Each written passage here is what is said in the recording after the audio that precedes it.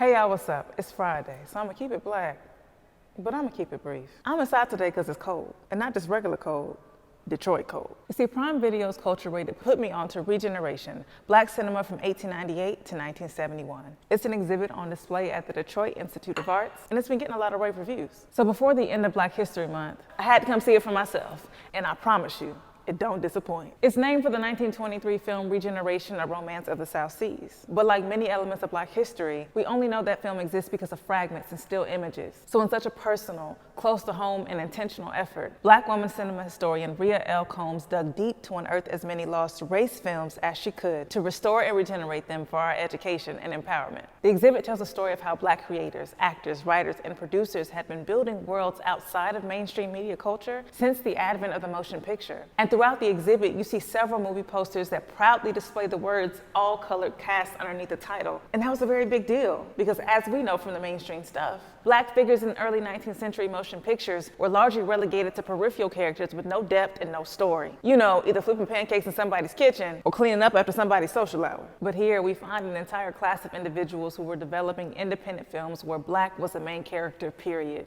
Between 1915 and 1948, 150 plus companies were making Black movies, or what they called race films. And not just Black casts, but Black crews. And interracial crews were also a feat. Regeneration not only uncovers the men involved here, like William Foster and the brothers Noble and George Johnson, who created the Foster Photoplay Company in 1910 and the Lincoln Motion Pictures Company in 1915, respectively, but also early women filmmakers whose names almost fell by the wayside, like Madame E. Toussaint Welcome, Tressie Souders, or Maria P. Williams. All Black women credited with writing, producing, and acting, all things Black people in general weren't thought smart enough to engage in at an artistic level. But when you look at the work, it's just ludicrous. Everything from the content, plot, even shot decision and composition is masterful, which is why we get a whole era in Black cinematic history known as uplift cinema. Sound familiar? Well, it should, because it directly coincides with the New Negro movement, which was very big on racial uplift and respectability politics. This was a very important strategy at the time to combat the blackface, the watermelon, the fried chicken stereotypes that were even infiltrating children's cartoons at the time. And listen, I know we typically look at the feats of seminal figures in the industry when we celebrate Black historical contributions, but the Regeneration exhibit pulled back the covers on an entirely different perspective for me. See, it's not just about who was able to do what. What's all the more impressive to consider is how we were able to do it and what we did for the industry altogether. I didn't come in here to preach today, hello?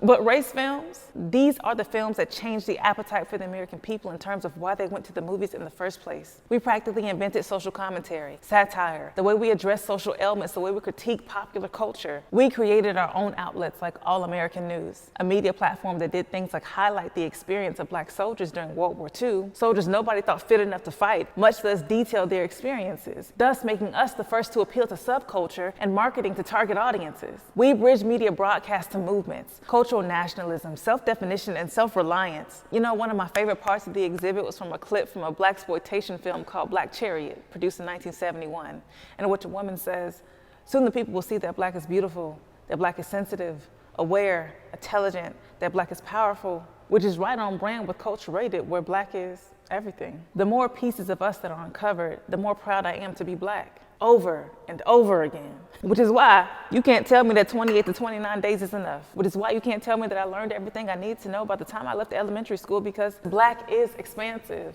Black is cinema. Black is prose. Black is story. Black is intimate, delicate, broad, lofty, heavy on the tongue and the shoulders. Black is complex. It is comprehensive. It is vindicated. Black is me. So why wouldn't I be loud about it? Oh yeah, it's the 23rd. Vain is in full effect. Did you get your teacups yet?